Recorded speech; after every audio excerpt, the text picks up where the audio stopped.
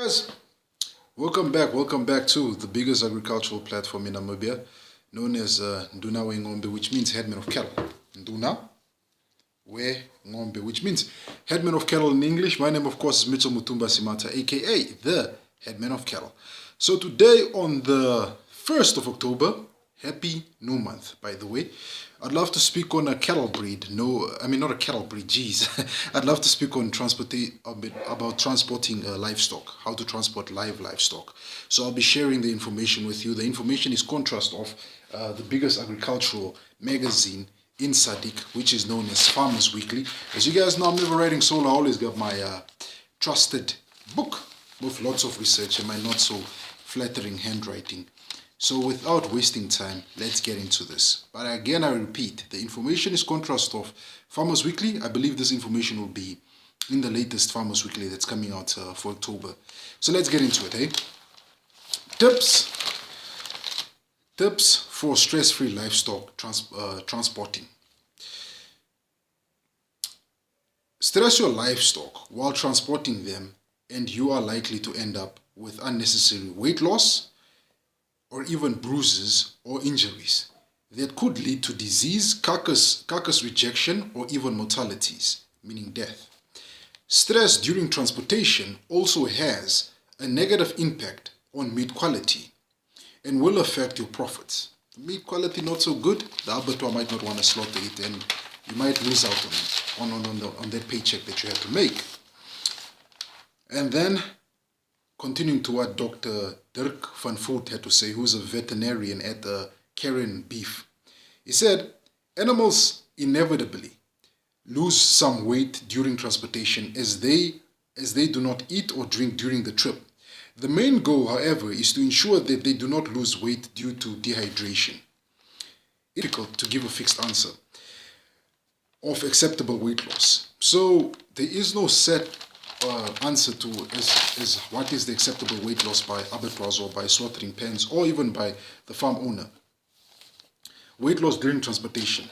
You have to take into account the type of animal as well as its age and condition at the start of the journey, says Dr. van Voort. How much is too much? However, it is generally acceptable that 6 to 8 months beef winners can lose up to 8%, can lose up to 3% of their body weight during the first 100 kilos, and another 1% another 1% addition to a further 100 Ks. The initial loss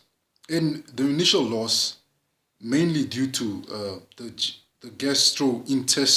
gastrointestinal content and urine that the animal is losing during the trip of transporting the animal. Depending on the condition of the cattle, at the start of the trip, their age, a loss of 8% to 10% of body weight should raise a red flag. A figure such as this indicates the weight loss is caused by intercellular dehydration. Because they are ruminant, cattle usually have enough food in their stomach to last 2 days without them having to eat. This is why the regulations are different for animals with one stomach, such as pigs, which need to have access to fresh water once they have traveled for more than 50 Ks. Recovery stops will also help to prevent intercellular dehydration. At Karen Beef, we have these stops when cattle are transported for more than 500 Ks, says Dr. Dirk. So they do recovery stops for when cattle are transported for more than 500 Ks. So they always have a recovery stop to allow the animals just to recover, probably get some water, get some fodder in the truck, in the decks of the truck. With pigs, they say about 50 Ks. So 50 Ks with pigs, you need to stop, give it a stop. You need to stop somewhere, give it some fresh water and probably fresh food, but mostly fresh water. And that depends. But cattle are good. They don't need, since they have so many different stomachs, they can eat and that food can last them for about 2 days. So you're good if you're traveling 2 days. But for water, you always have to do a stop to give them some good water. So then, Sorry. So then with so that's what happens with pigs. After every 50 k's, you need to stop, give them water. Cattle, after every 500 kilos, you need to stop and give them some good water.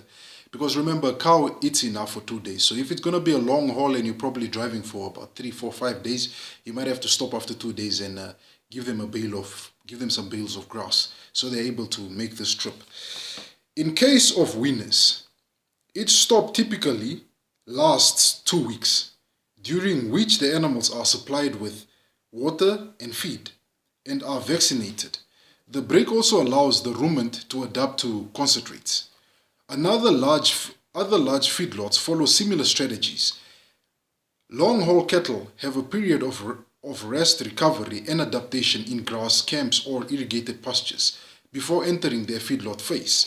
So once the animals land to the feedlots, before they are put into the feedlots itself, where they are being fed, they are put into a camp where there is enough grass, whether it's natural grass or grazing that is under irrigation, just to help them to adjust and adapt to the area before they're put into the feedlot crawls. So that's what they do.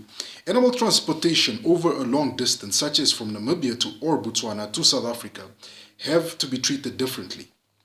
The industry code specify that cattle and sheep may be transported for no longer than 18 hours, after which they need a break of at least 2 days before the journey recommences. And these are the words of Dr. Dirk van Voort. The problem is that this regulation applies only once the animals reach South Africa. It does not take into consideration the distance traveled beforehand or the amount of time spent at a border post. On arrival as their final destination, such animals should be given enough time and space to allow them to rest and eat and drink freely. Mr. Bester, the owner of Besterveld Vervoer, says that animals should be herded into a loading area the day before they are led into the transportation. Prior to loading, they should receive enough food and particularly water to prevent dehydration. One of the biggest problems we encourage is poor non-existing loading facilities. It may be cheap to build a loading facility, but getting it wrong could add to stress of an animal.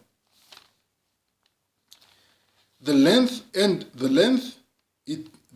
time it takes to load animals and even cause injuries to the animal or workers. A loading facility should be spacious enough to accommodate the truck and allow stress-free flow of animals into the vehicle. So that's when you are considering building your own loading dock. So make sure the height is right enough for a truck, whether it's a double-decker, one-decker truck. Make sure the space is big enough for the animals to be able to move freely from the loading facility all into the truck with limited stress. Make sure that the spaces are wide enough for your farm workers to be able to help them go along and to be able to bail out. Let's say one cow probably becomes restless, because they sometimes do become restless and become very stressed when they have to be loaded. I've seen some of these loading companies where they this time start breaking out the taser and start tasing the cows to move along. So these are things that you have to take into consideration. Mr. Bester advises farmers to rent, borrow, or buy a portable handling facilities of the right height if they do not own holding pens. There is the portable loading deck. I've seen it. It has wheels. You can adjust the height. You can drop it. You can lift it higher. Some farmers, I've seen what they do if they have that loading. If they have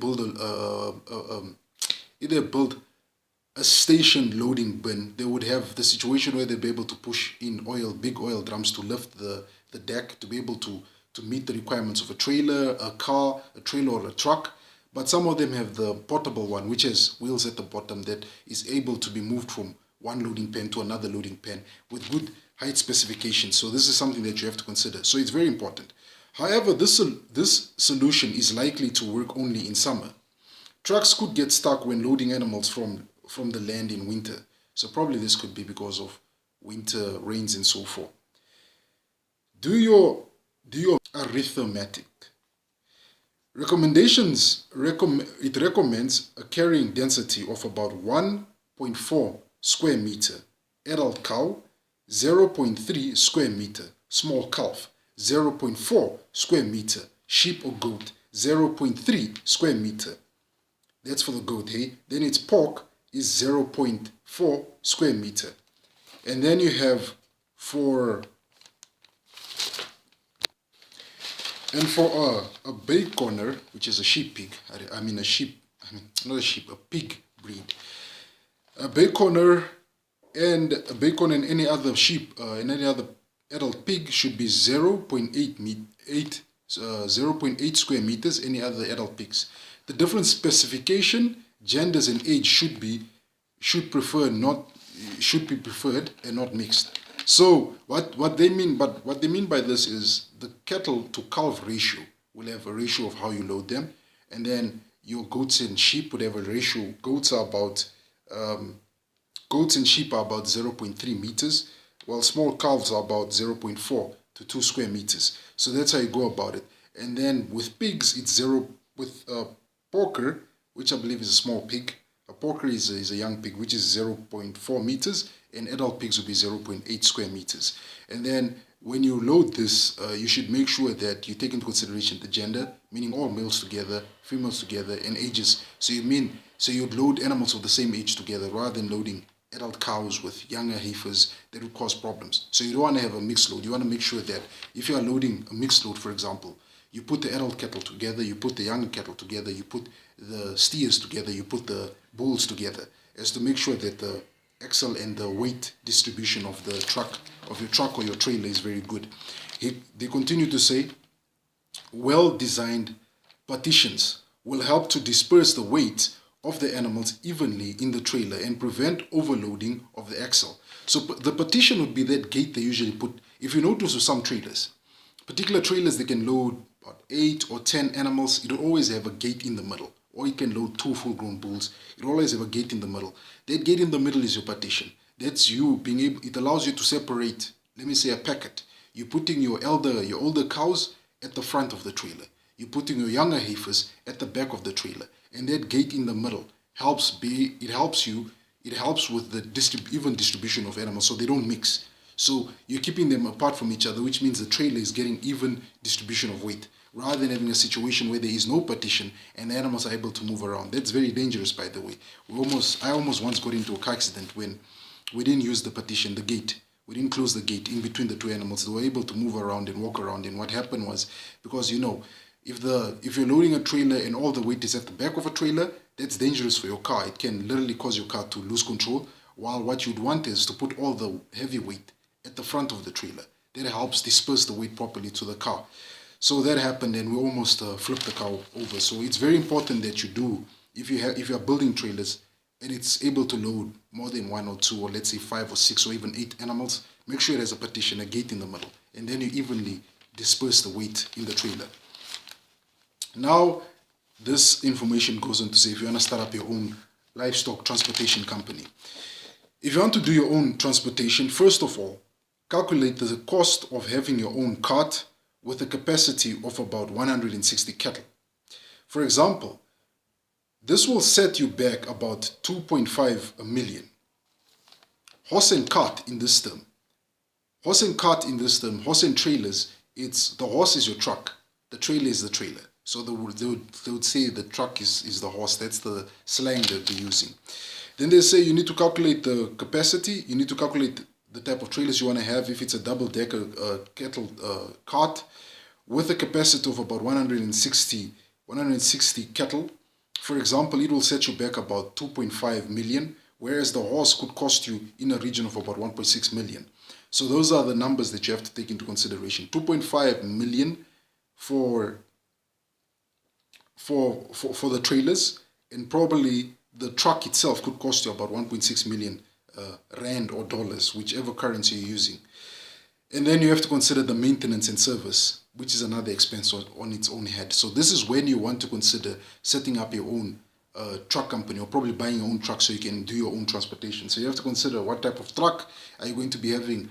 The one that has just the truck and the and then the trailer built on it, or you're going to have the one which has the interlink trailers, and which type of trailer is it going to be? Is it going to be the single deck, or is it going to be the double deck? If it's double deck, they're saying about 2.5 million rand this in South Africa, and the truck itself can cost you 1.6 million. And then on top of that, you have to consider the maintenance and the service of the truck, because that has to be happening after every while. And then the information continues to say that transporting individual animals. Buy a trailer with enough space for the animal to turn in. It should also have a bedding to help prevent the animal from slipping. So you want to make sure that you buy, or if you're getting a trailer built, get a trailer built that has enough space for the animal to be able to turn. You don't want just the trailer where the animal is in a very narrow space, the animal can't even move.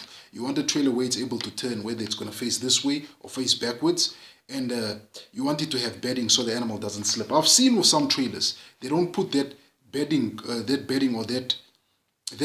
the bottom. And what this can lead to is sometimes an animal can slip, and when it's slipping, if it slips, probably because it's in a trailer, you're pulling, you hit a speed bump, or the car is driving and it's wet and rainy and you swerve probably to avoid something, the animal slips, it can end up breaking either its front legs or injuring itself or even causing mortality. So this is something that you want to consider when you are purchasing your own trailer. And another thing they say, do not transport animals on the back of a bakkie. The chances are too high that the animal will slip. So if you're going to do the bakkie, if you're going to do the loading of an animal on a bakkie, you probably need to get a cage. I've seen some people get bull cages where they have a cage and put that on the back of their Land Cruiser and load a bull in there and drive. I think that one it's good, but I don't think it's acceptable if you're traveling a very long distance. If you're going a short distance from where you bought the animal to where you're loading it off, that's fine. But if you're traveling a long distance, that might not be what is required, as what the information contrast to Farmers Weekly had to say about making sure that you have a trailer that has sufficient space for the animals to be able to move around and for the animals to be able to stand up, sit, move about, and also having partitioning, having the gates in the middle of the trailer to be able to close off in between the animal, putting one bull at the front, one bull at the back, and closing them off in between. So you don't have that situation of the bulls coming every time in together and probably bumping heads. I've seen a new phenomena in the United States of America and also in England. I was watching an agricultural video in England. The trailers they have are literally closed off, almost similar to the horse trailers. They're literally closed off when it's the cattle trailer, meaning the front is closed off. The animals can't see what's happening at the front of them. They can't see what's happening at the sides of them. The only part that's open is the back, and that is usually to allow air. So when I asked a farmer why they do that, they say it's to keep the animal not stressed. You would notice with wild animals, they would always put a scarf around their eyes so they don't get to see the different cars and so forth. But I think with the closed off trailer, because it's closed off, the noise is sometimes kept to a minimum, meaning it does not stress the animal. Sometimes this also causes some stress, and it's also covered at the top, meaning it protects the animal from direct sunlight, not getting burned. Sunburn is also another thing you have to take into consideration, and also not being exposed to the elements. So I've seen this in the United States and also in the UK, where they have these trailers that are built, and then on top of that, they are very well isolated. I mean, not very well closed off. You would see that the front of the trailer would be covered. It would have its trailer rails and some metal put there, probably a cover. It would have covers at the top, the front, and the sides. So the animal does not really get to see what's going on around it, but it can hear the sounds, but it doesn't really get to see other cars driving past it. You know, when you're transporting a bull, I've seen this a number of times when we have been transporting bulls in open trailers. You drive, when the road is quiet, there's nothing happening, the bull sits down, and probably a massive truck comes by. The truck, you overtake a truck, and that noise that the bull hears from the truck probably gives it some stress in the animal. We had a situation where the animal tried to jump out of the trailer once. So this is why it's important to select the right type of trailers for you when you're transporting animals. If you're going to use a truck, the trucks have already this built-in system where the spaces are so small that the animals can't really see what's happening outside. But if you're going to be using a single trailer where you are pulling by a bakkie, probably consider getting those trailers that have a roof, that have a front, that have a side, that are closed off, so this animal does not see, so it doesn't attempt anything. I've seen this in the UK. Maybe that's the future we should go about trailers. So those are my 2 cents, contrast of Farmers Weekly on the transportation of animals. As they said, cattle don't need to eat for about 2 days. They have enough, they store enough food in their tummy for about 2 days, but would need water after 500 Ks. Pigs would need water after 50 Ks. I'm not sure about goats. Goats and cattle would need water after traveling for 18 hours. So after you've hit that 18-hour mark of being on the road with these animals, you need to stop and probably give them some water, which is very important. With pigs, they say about 15 Ks. They say with some cattle, probably 500 Ks you can travel, and then you need to give them a break, water them down and so forth. So probably now with our trailer designs, we might have to start building a little drinking trough within the trailer itself, just so the animals get to water. So those are my 2 cents on transportation of animals. If you want to get into it, then buy your own track, your own horse and trailer. You had 2.5 million South African rand, and then you have 1.6 million South African rand to buy a truck. So those are the prices, and then on top of that is your maintenance and service. So those are my 2 cents on transportation of animals and try to keep them stress-free when transported. The information is contrast of Farmers Weekly. The information is going to be on the latest Farmers Weekly. I just summarized it. You guys can go grab yourself a copy of Farmers Weekly, the new issue, I believe, that's out now, the 1st of October, and have a read on it. There's some good information there. With that said, guys, bye for now.